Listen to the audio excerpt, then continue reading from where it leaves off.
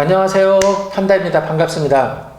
셀로큐 매출 1000만원 만들기 프로젝트의 중간 정도 왔습니다. 지금 정도면 여러분들이 매출이 나오기 시작해야 돼요. 며칠 전 댓글을 보니까 드디어 판매가 되고 있다라고 하는 게 있더라고요. 너무 감사해요. 동영상만 보고 쫓아와서 실제 매출이 발생됐다. 이렇게 여러분들을 만나게 된 거에 대해서 굉장히 보람을 느낍니다. 어느 한 분이라도 제 영상을 보고서 결과가 나왔다는 게 정말 감사하고 좋잖아요. 그래서 힘을 내서 나머지 절반 한번 달려보도록 하겠습니다. 여러분들도 제 영상이 도움이 되신다면 좋아요, 댓글, 구독 부탁드립니다.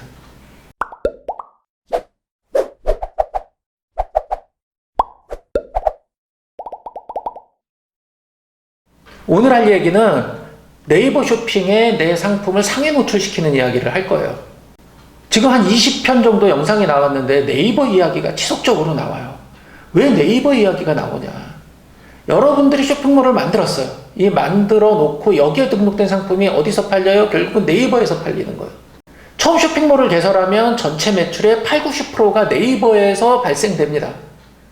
그리고 쇼핑몰이 안정화되더라도 거의 60% 이상의 매출은 네이버에서 발생되게 돼 있어요. 그러니까 우리들 입장에서 보면 네이버를 주력할 수밖에 없는 거예요. 네이버는 아주 감사하게 네이버 쇼핑에 등록한 상품이 고객이 찾았을 때 상위에 노출되는 자기네 가이드를 제공을 하고 있어요. 여러분들은 네이버에서 제공하는 노출 가이드대로만 따라 하시면 돼요. 아주 친절하게 잘 설명이 되어 있으니까 그것대로만 하시면 됩니다. 네이버 쇼핑 검색 랭킹 구성 요소는요, 크게 세 가지로 나누어져 있어요. 적합도, 인기도, 신뢰도, 이렇게 세 가지가 있고요. 이 세 가지 밑에 몇 개의 요소들이 들어 있습니다. 먼저 적합도라는 건 뭐냐면 사용자의 검색 의도에 적합한 상품이냐, 즉 사용자가 검색했을 때 이 상품이 적합하냐라고 하는 건데, 네이버가 어떻게 판단하냐? 상품명과 카테고리와 제조사 브랜드와 속성 태그가 잘 연관되어 있느냐라고 하는 걸 보는 거예요. 두 번째는 인기도인데요. 인기도는 많이 찾고 많이 판매되는 상품을 아무래도 더 고객한테 노출을 시켜주겠다. 즉 팔릴 가능성을 높여주겠다라고 하는 거예요. 그러면 인기가 있다는 걸 어떻게 알죠? 바로 클릭을 한다거나 찜을 하는 숫자, 그리고 실제 판매되는 실적, 판매되고 나서 리뷰가 얼마나 달리느냐, 그리고 이 상품이 최신성, 즉 신상품이냐라고 하는 거예요. 그럼 뜬금없이 왜 신상품이 있죠? 최신성이 있냐면 아무래도 새로 나오는 상품을 고객한테 추천해 줬을 때 이 고객이 구매할 확률이 더 높다라고 보고 있는 거예요. 그리고 이 신상품은 뭐냐? 실제 진짜 새로 나온 상품이 아니고요, 네이버 쇼핑에 가장 최근에 등록된 상품입니다. 그리고 세 번째는 신뢰도예요. 상품 정보가 신뢰할 수 있는 상품이냐라고 하는 건데, 그 첫 번째가 상품명 SEO라고 하는 거고요. 이거는 바로 이 적합도에서 상품명을 얼마나 잘 만들었냐라고 하는 거를 보는 거고요. 네이버 쇼핑 페널티라고 있는데, 이건 뭐냐면 스마트 스토어나 네이버 페이에서 고객이 구매하고 교환하고 반품 환불하는 과정이 얼마나 고객 친화적이냐, 즉 고객의 요청, 네이버의 규정대로 잘 따라하느냐에 따라서 점수를 부여하겠다, 이렇게 하는 거예요. 그래서 적합도가 높고 인기도가 높고 신뢰도가 높으면 내 상품은 전체적으로 높은 순위에 차지하게 되고 상품이 잘 팔릴 수밖에 없다, 이 얘기입니다. 지금부터 하나하나 자세히 보도록 하겠습니다. 적합도에 대해서 설명을 드리면 검색어에 따라서 두 가지 점수가 달라진대요. 필드 연관도와 카테고리 선호도, 이렇게 둘로 나눠진다고 하는데요. 필드 연관도에 대해서 설명을 드리겠습니다. 검색어와 일치하는 필드에 가중치가 주어진다고 되어 있어요.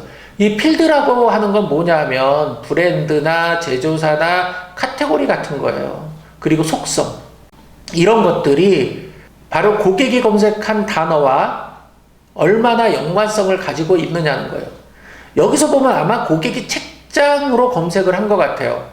책장으로 고객이 검색을 했는데 상품명에 책장이라고 하는 게 들어가 있고요. 제조사는 현대 리바트라고 하는 책장을 제조하는 곳이고요. 브랜드는 리바트 이츠마인이라고 하는 사무용 가구 브랜드고요. 카테고리는 가구, 인테리어, 서재, 사무용 가구의 책장이라고 하는 곳에 들어가 있고요. 속성에 책장 단품이라고 하는 게 들어가 있다는 거예요. 이렇게 상품명, 제조사, 브랜드, 카테고리, 속성 등의 필드와 고객이 검색한 단어의 연관도가 높을수록 더 랭킹을 상위로 준다. 이게 바로 적합도라고 하는 겁니다. 카테고리 선호도라고 하는 게 있어요. 카테고리가 여러 군데 속할 경우가 있어요. 예를 들어서 여기 잘 나와 있는데 강아지 백팩이에요. 이거는 뭐죠? 가방이잖아요. 일반적인 백팩 카테고리에 들어갈 수도 있어요. 패션 쪽에. 아니면 여기 나와 있듯이 출산 유아 쪽에 들어갈 수도 있어요. 근데 상품명에 강아지라고 하는 단어가 들어가 있는 거예요. 그러면 어떻게 인식을 하냐? 강아지가 들어가 있으니까 애완 반려용품이겠네? 라고 생각을 하겠죠.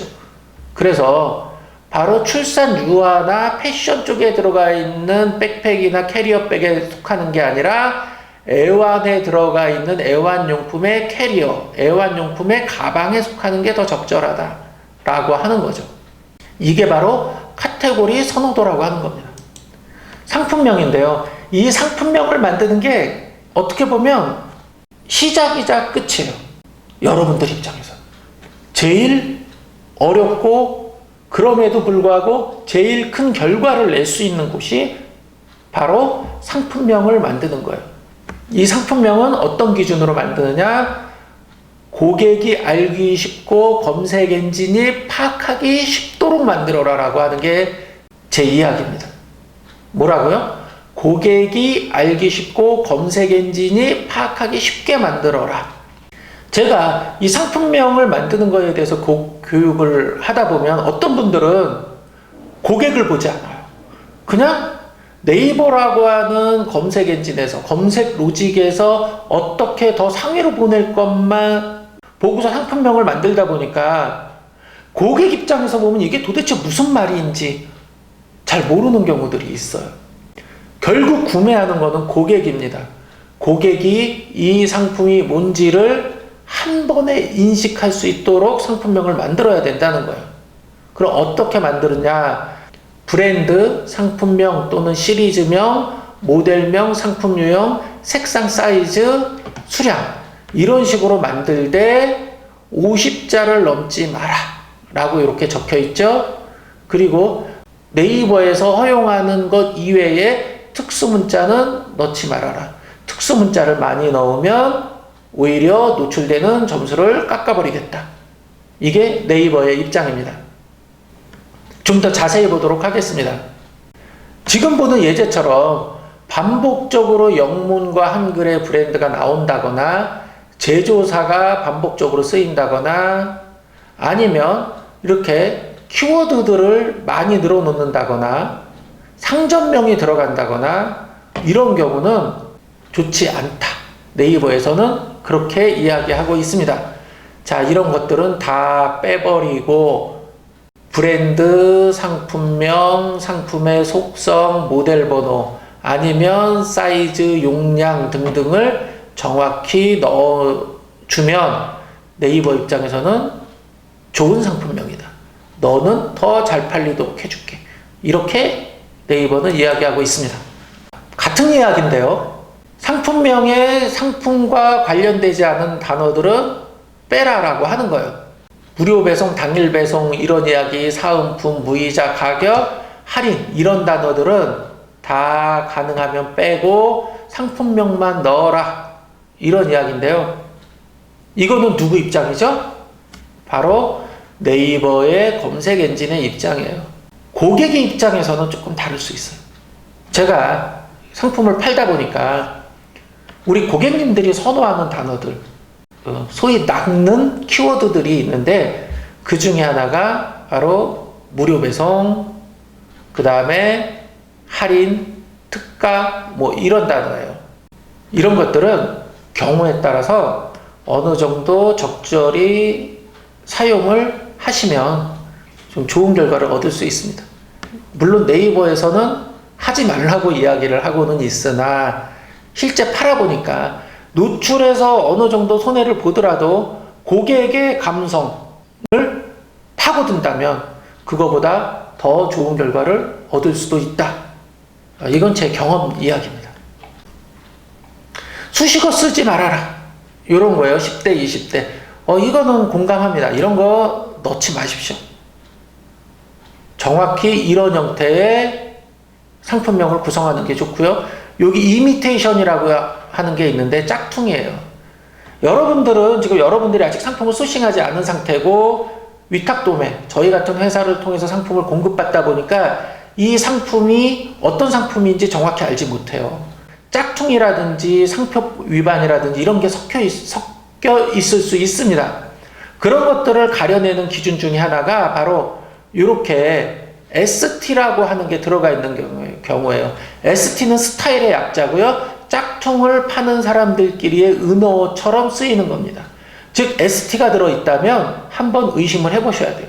아니면 무슨 스타일, 또 그런 경우 있어요. 구별 ST, 구별 스타일, 이런 식으로 유명 브랜드의 특정 단어만 보여주는 경우들이 있는데 이런 것들도 판매하시면 안 됩니다.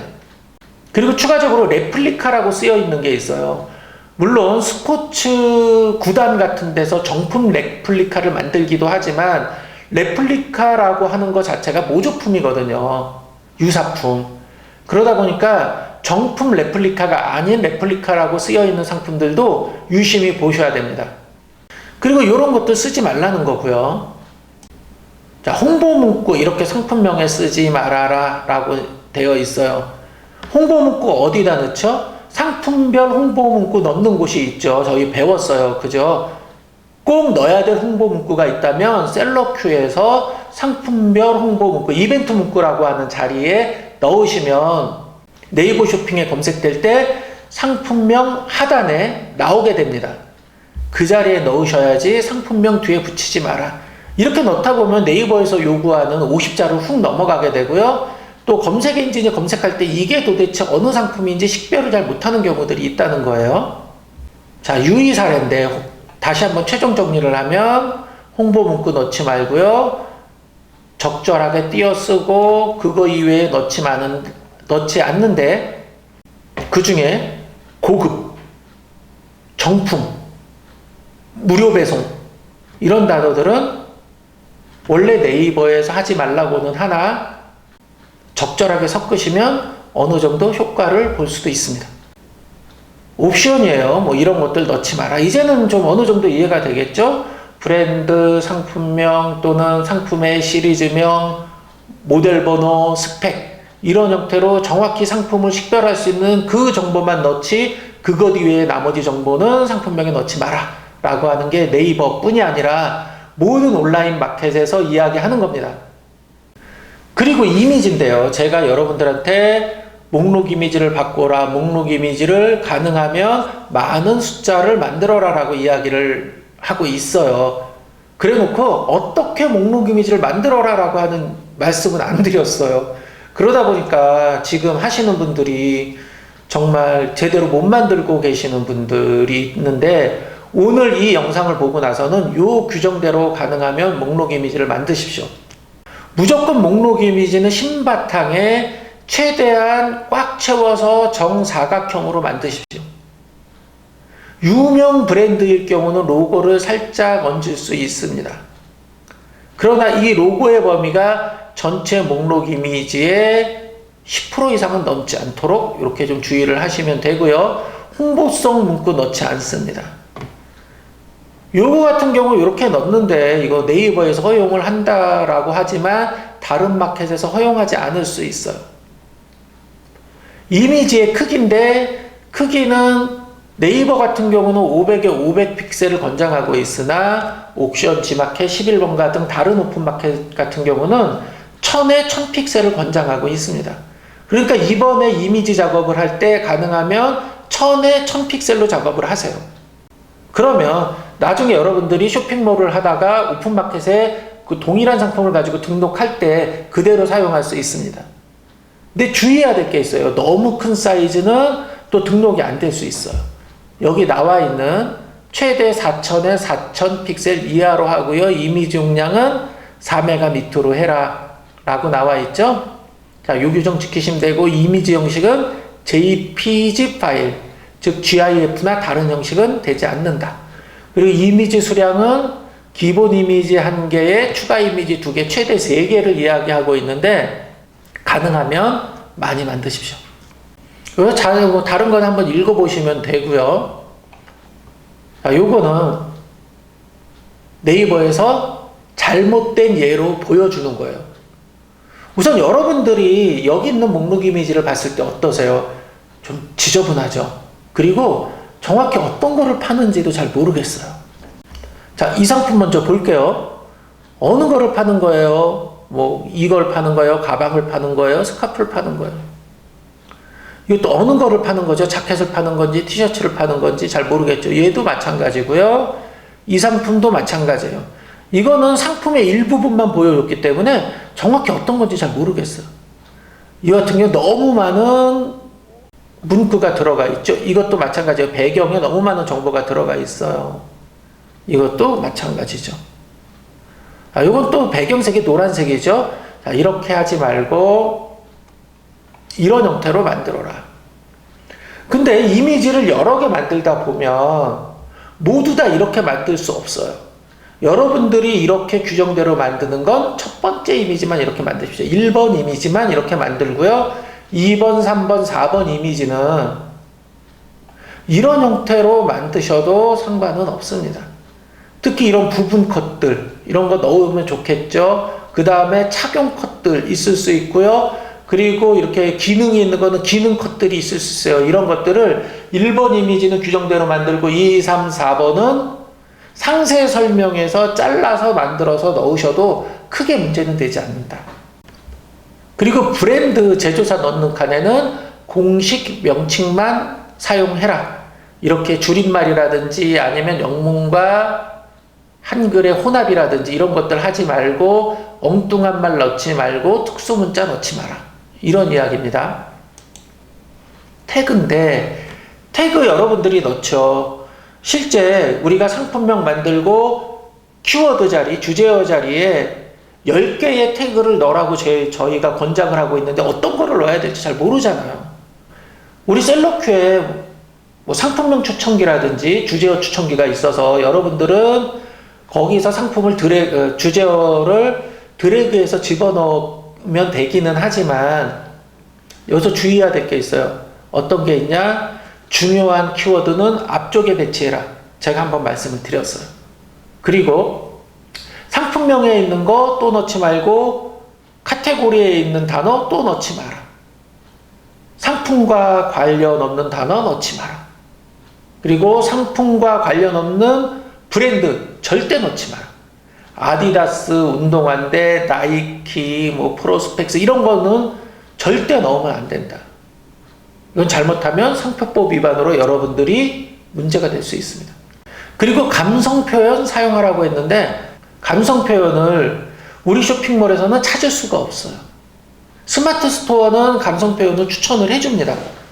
그러면 어떡하죠? 네이버에서는 넣으라고 하는데 패션 쪽 같은 경우 저희 상품명 추천기에 해당되는 상품명을 넣으면 하단에 감성 태그가 추천되는 경우들이 있습니다. 그럼 그렇게 추천된 감성 태그를 여러분들이 사용하시면 돼요. 인기도요. 인기도는 뭐라 그랬어요? 많이 찾고 많이 팔리고 평이 좋은 신상품. 이게 인기도라 그랬어요. 인기도는 크게 4가지로 나누고 있죠. 클릭 및 찜수, 판매 실적, 리뷰 수, 최신성. 이 중에서 우리가 어느 정도 컨트롤 할 수 있고 전혀 컨트롤 할 수 없는 게 있습니다. 클릭수와 찜수는 어떻게 할 수 있어요? 주변 지인분들한테 이거 클릭 좀 해주세요. 이거 찜 좀 해주세요. 이렇게 이야기할 수 있죠. 여기 보면 최근 7일간 평가한다고 되어 있어요. 판매 실적, 이게 사실상 제일 중요한 건데 잘 팔리는 아니면 한두 번 팔린 상품들이 앞으로 더 잘 팔릴 가능성이 있겠죠. 그래서 여러분들이 판매 실적이 있는 상품, 지속적으로 판매되는 상품들은 관리를 하셔야 돼요. 그리고 더 잘 팔릴 수 있도록 상품명이라든지 태그라든지 목록 이미지 같은 거를 네이버가 요청하는 대로 최적화시켜줘야 되는 거고요. 여기 보면 2일, 7일, 30일 판매지수라고 되어 있는데 이건 무슨 뜻이냐면 딱 오늘 팔렸으면 오늘하고 내일 모레까지는 예를 들어서 10점을 준다면 7일까지는 8점을 주고요. 30일까지는 5점을 주는데 30일이 넘어가면 판매 실적에 따른 점수는 주지 않는다. 이런 이야기예요. 리뷰수라고 하는 건 뭐냐면 고객이 구매한 이후에 리뷰를 달았을 때 그 점수인데 뭐라고 되어 있어요? 카테고리별로 상대지수라고 적혀 있죠? 카테고리별로 점수 체계가 다르다. 이렇게 이해하시면 됩니다. 최신성이 있어요. 이 최신성은 뭐냐면 상품을 네이버 쇼핑에 신규로 등록한 거예요. 신규로 등록하면 이건 신상품이 등록됐네 이렇게 네이버는 판단하고 더 점수를 많이 줍니다. 언제까지? 특정 기간. 보통 5일에서 7일 정도 생각을 하시면 돼요. 이 최신성은 다른 오픈마켓들도 마찬가지예요. 그래서 상품을 등록하고 판매를 하려고 했는데 일주일이 지나고 열흘이 지나고 한 달이 지났어요. 이 상품이 전혀 판매가 되지 않아요. 그럼 어떻게 해야 돼요? 이 상품은 앞으로도 팔릴 가능성이 없다라고 판단을 해야 돼요. 왜? 최신성을 부여받았을 때 고객한테 많은 노출이 발생되는데 이때 안 팔린 거예요. 고객한테 노출이 안 되면 더 안 팔리겠죠. 팔릴 가능성이 거의 없다고 보시면 되고요. 최후의 수단을 써야 됩니다. 어떤 수단이냐? 이 상품을 판매 중지시키고 완전 삭제까지 한 이후에 재등록을 하시는 거예요. 이 재등록을 할 때 물론 기존에 등록한 거하고 동일하게 등록하면 좋지 않겠죠. 어느 정도 상품명이라든지 이런 것들을 손을 본 이후에 즉 네이버라든지 각각의 오픈마켓에서 요구하는 규정대로 손을 본 이후에 다시 등록한 다음에 다시 한번 이 최신성이라고 하는 신상품빨이라고 저희는 속어로 사용하는데 이 신상품빨을 볼 수 있도록 하고 다시 상위 노출시키고 판매할 수 있는 기회를 얻어보시는 것도 판매하는 요령 중에 하나입니다. 마지막으로 신뢰도입니다. 신뢰도는 뭐냐면 고객이 상품을 주문했어요. 주문했으면 고객한테 상품을 보내야 되고요. 고객이 상품 문의를 했을 때 잘 답변해야 되고요. 고객이 반품 교환 환불 요청했을 때 바로바로 응대를 해야 된다. 이거를 제대로 하지 않으면 네이버에서 바로 점수를 깎아버리겠다. 근데 여기서 깎는 점수는 뭐냐면 각각의 상품별 점수라기보다는요. 전체 상품 점수라고 보면 돼요. 내 쇼핑몰의 전체 상품 점수가 깎일 수도 있다. 최악의 경우는 내 쇼핑몰의 운영이 일시 중지될 수 있다. 이 네이버 쇼핑 페널티라고 하는 건 그래서 굉장히 무서운 거예요. 그럼 네이버가 어떻게 페널티를 매기죠? 스마트 스토어 같은 경우는 여러분들이 구매 정보를 다 알게 되죠. 왜? 스마트 스토어가 네이버 거니까. 근데 여러분들이 지금 만든 쇼핑몰은 네이버에서 정보를 알 수가 없어요. 그러니까 네이버 페이를 통해서 구매가 발생된 건에 대해서만 카운트를 합니다. 그래서 여러분들이 CS를 할 때, 그리고 여러분들이 상품을 보내거나 주문 수발주를 할 때 네이버 페이로 결제된 건은 우선시해서 먼저 보셔야 돼요. 답변이라든지 교환 반품 환불도 먼저 처리를 해주는 게 중요합니다. 상품명 SEO라고 되어 있는데 이거는 아까 이야기한 것처럼 상품명이 네이버 규정대로 정확히 잘 만들어져 있는지, 상품명에 불필요한 단어들이 있는지 없는지, 상품명이 너무 길지 않은지 등등을 파악해서 만약에 규정대로 되어 있지 않다면 등수를 깎아버리겠다라고 이야기하는 거죠.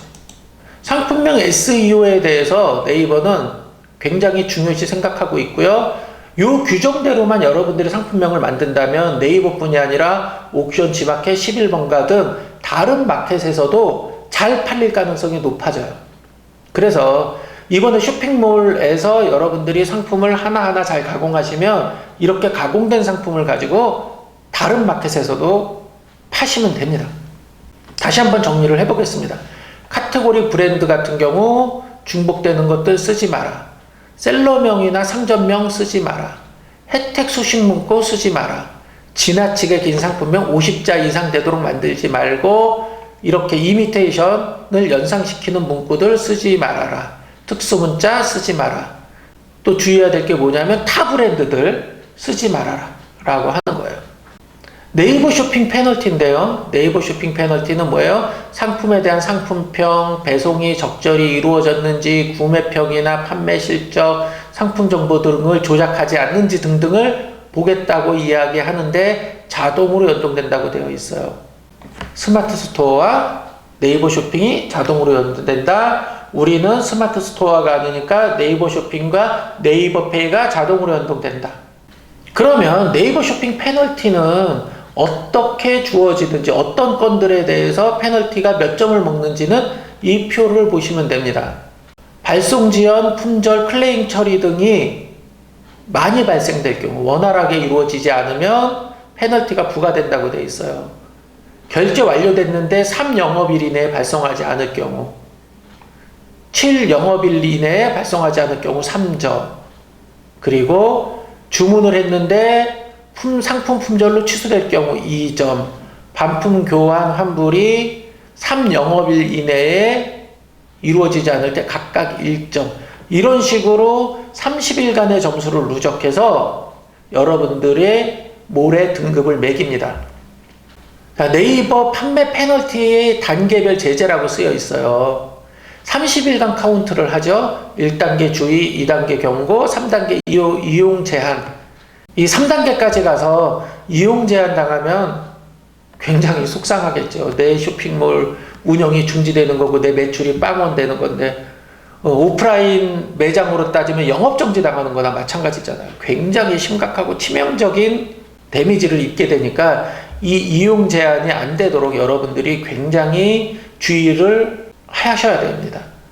그래서 아무리 셀러큐가 자동으로 되어 있다고 하더라도 전에 말씀드렸지만 네이버 페이와 고도몰의 연동이 아주 깔끔하게 매끄럽지 않다 그랬잖아요. 뭐 부품 취소라든지 교환 환불에 관련된 문제가 생길 수 있고요. 고객 문의 등등이 누락될 수 있기 때문에 네이버 페이 주문건에 대해서는 최소한 하루에 한 번 정도는 들어가서 상태가 정상적으로 처리되고 있는지를 확인을 해 주셔야 돼요. 그래야지 이용 제한까지 가는 일이 없습니다. 지금까지 네이버 쇼핑에서 여러분들이 상품을 등록됐을 때 랭킹이 매겨지고 상위 노출되는 그런 기준에 대해서 설명을 드렸는데, 사실상 제가 이런 이야기들을 말씀을 드려도 처음 판매하시는 분들은 저 얘기가 뭐야, 들어도 모르겠네, 저게 도대체 무슨 상관이 있어, 뭐 이렇게 생각들을 하세요. 그리고 점수는 도대체 어떻게 매겨지는 거야? 뭐 이렇게 말씀을 하시기도 하고요. 실제 여러분들이 상품을 등록한 이후에 내가 몇 등에 있는지, 몇 페이지에 나오는지 보고요. 그거를 네이버의 규정대로 싹 다 바꾼 이후에 한 2, 3일 있다 내 상품이 몇 등으로 변경되어 있는지를 확인을 해보세요. 이거는 수시로 확인해 보시는 게 필요합니다. 내가 바꾼 상품명, 내가 바꾼 목록 이미지, 내가 바꾼 태그가 네이버 규정대로 잘 바뀌었는지 확인하는 거는 내 상품을 등록한 이후에 내 노출 순위가 변경되는 것을 추적해보는 방법밖에 없습니다. 그렇다고 내가 상품명을 변경한 이후에 바로 네이버에 적용되고 네이버에 바로 반영되는 건 아니에요. 내가 변경된 상품이 네이버에 적용되는 데는 네이버가 상품 정보를 갱신하는 주기가 있다 그랬잖아요. 그 주기에 따라서 내가 변경된 상품 정보가 네이버에 들어가게 되죠. 그리고 또 네이버의 랭킹 시스템에 따라서 내 상품별 점수가 매겨지는 또 시간이 필요하잖아요.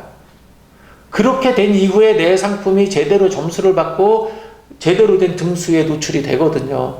그러니까 바로 반영이 안 된다. 최소한 2에서 3일 정도 이후에 내가 변경된 상품의 점수가 제대로 반영돼서 노출 순위가 매겨진다 라고 생각을 하시고 그 뒤에 모니터링을 하셔야 됩니다.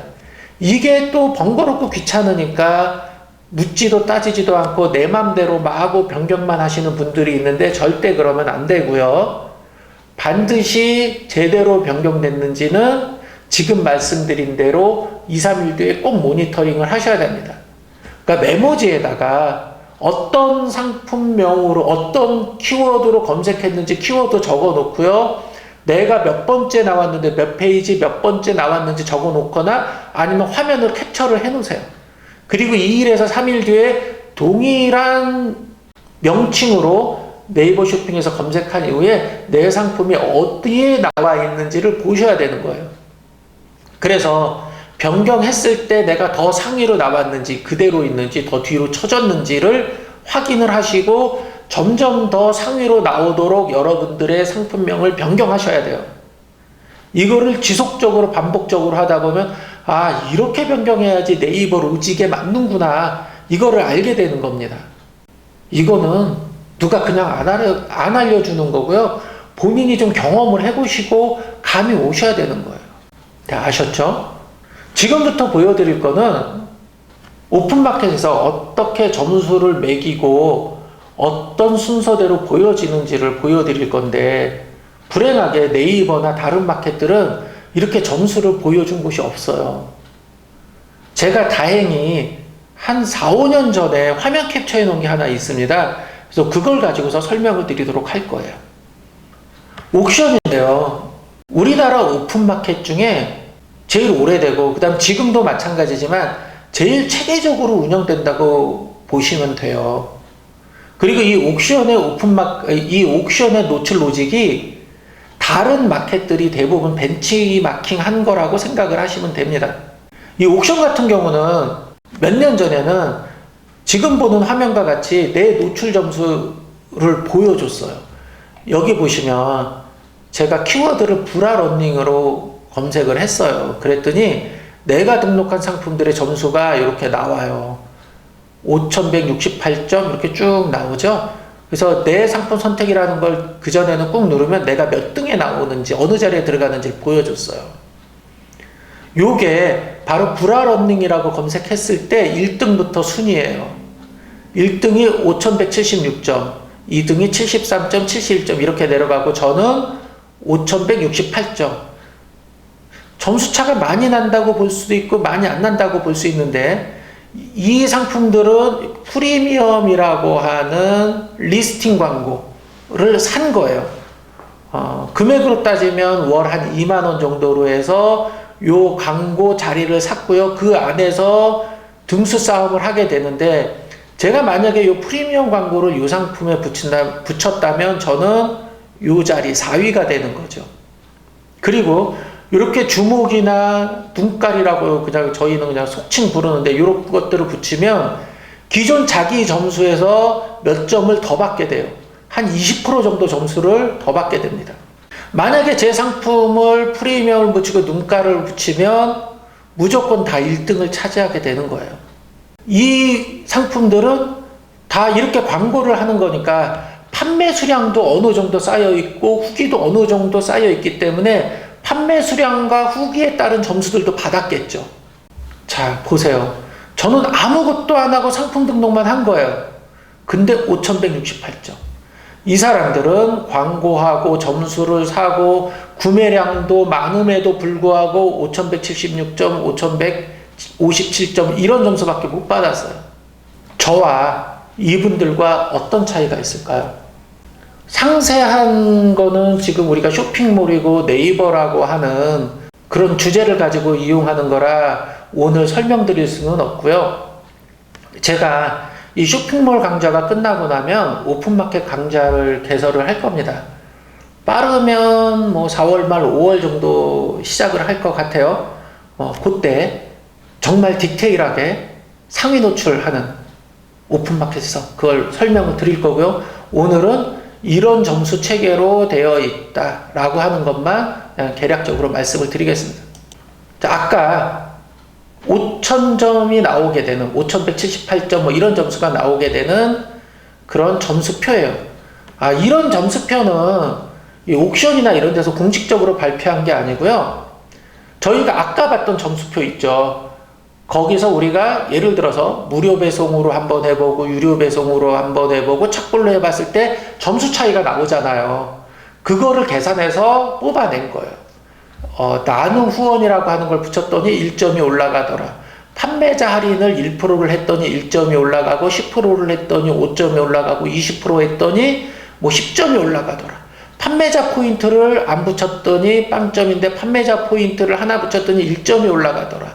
판매자 포인트를 10%를 줬더니 2점이 올라가더라. 뭐 이런 것들을 저희가 하나하나 테스트해 나가면서 알아낸 거고요. 요 품질 지수라고 하는 건 뭐냐 하면 옥션과 지마켓은 본인들이 상품 등록할 때 규정이 있습니다. 목록 이미지는 기본 목록 이미지에 플러스 추가 이미지 2개 이상을 넣을 것, 목록 이미지 사이즈는 몇에 몇 픽셀로 할 것, 상세 설명의 길이는 몇 픽셀로 할 것, 창세 이미지의 총량은 얼마로 할 것, 옵션을 안 붙이면 몇 점, 옵션을 붙이면 마이너스 몇 점, 옵션에 추가 금액이 있는데 이 추가 금액의 비중이 얼마가 되면 또 몇 점을 빼고 이런 식으로 총 740점의 점수를 매깁니다. 이거를 계산을 해서 이렇게 품질지수 점수라는 거를 만들게 되고요. 만점이 약 5,400점 정도라고 저희가 추정을 하고 있어요. 그랬을 때 제가 등록한 상품은 5,168점 정도를 맞게 된다라고 하는 거고요. 이분들은 실제 이런 광고나 판매량을 빼고 나면 이 점수를 못 받게 되는 거죠. 저는 광고를 안 하고도 굉장히 높은 점수를 받고 있는 것을 아실 수 있어요. 이렇게 광고를 안 함에도 불구하고 높은 점수를 받는 이유는 어느 거예요? 바로 옥션에서 원하는 규정대로 그대로 상품을 등록한 거예요. 네이버도 마찬가지예요. 제가 등록하는 상품들은 네이버에서 원하는 규정대로 저는 상품 등록을 해요.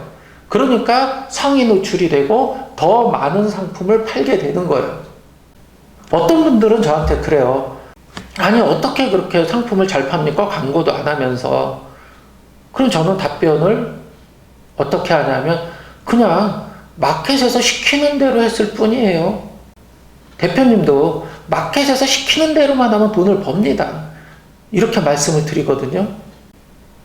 그러면 수능 만점 받은 사람이 뭐라고 답변을 해요? 저는 수업에 충실했고요. 교과서 위주로 공부했어요.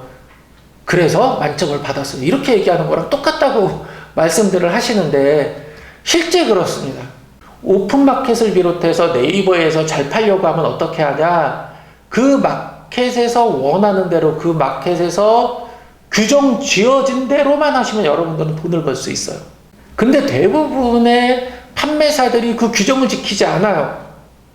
100% 하지 않는다는 거예요.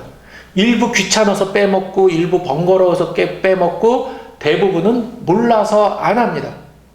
그래서 초보 판매사들이 네이버에서 돈을 벌기 쉽다라고 얘기하는 건 네이버는 가이드를 정확히 내놨잖아요. 요거대로만 하면 돼요. 옥션 지마켓 11번가 뭐 이런 마켓들은 이런 규정들을 제대로 오픈하고 있지 않아요. 초보 판매사들이 어떤 것대로 그대로 따라해야 되는지 잘 모르죠. 그러니까 좋은 성과를 못 내게 되고요. 또 기존에 잘 팔고 있는 분들이 굳이 이런 이야기들을 여러분한테 오픈할 이유도 없는 거죠. 내 경쟁자가 생기는 건데. 그렇지 않아요? 그러다 보니까 초보 판매사들이 지금은 오픈마켓에서 신규 진입해서 돈을 벌기 쉽지 않다. 저도 여러분들한테 쇼핑몰을 먼저 만들고 그 다음 이 쇼핑몰에 등록된 상품을 네이버에 노출시키고 네이버에 최상위로 보내도록 하는 것들을 알려드리는 이유가 바로 그래서입니다. 제일 빠르고 제일 쉬운 길이고요. 또 이 과정에서 바로 오픈마켓에서 즉 온라인 마켓에서 내 상품을 잘 팔릴 수 있는 그런 원리들을 이해할 수 있고요. 또 이게 이해가 되면 나머지 마켓들은 그냥 들어가서 여러분들이 돈을 벌 수 있기 때문에 제가 쇼핑몰 만들고 그 다음에 그거를 네이버에 노출시켜서 팔아라라고 말씀드리는 거예요. 지금까지 네이버 쇼핑에서 내 상품을 상위 노출시키는 방법에 대해서 설명을 드렸는데요. 물론 아직까지 좀 막연하실 수 있습니다. 해보시는 수밖에 없어요. 이 영상을 보시고 나서 당장 네이버에서 얘기하는 규정대로 목록 이미지 변경하시고 상품명 변경하시고 태그 잘 넣으신 다음에 상품을 등록을 해보세요. 아니면 기존에 등록한 상품이 있다면 그것을 수정을 해보십시오. 그리고 2일에서 3일 뒤에 모니터링을 해보시면 내 상품의 노출 순위가 변경된 것을 확인하실 수 있습니다. 케이스가 여러 개가 있을 수 있으니 다양한 상품들을 다양한 방법대로 변경을 해보시면 여러분들이 감이 오실 거예요. 아, 이렇게 변경해야지 네이버에서 더 상위로 노출시킬 수 있고 더 많은 수익을 낼 수 있구나.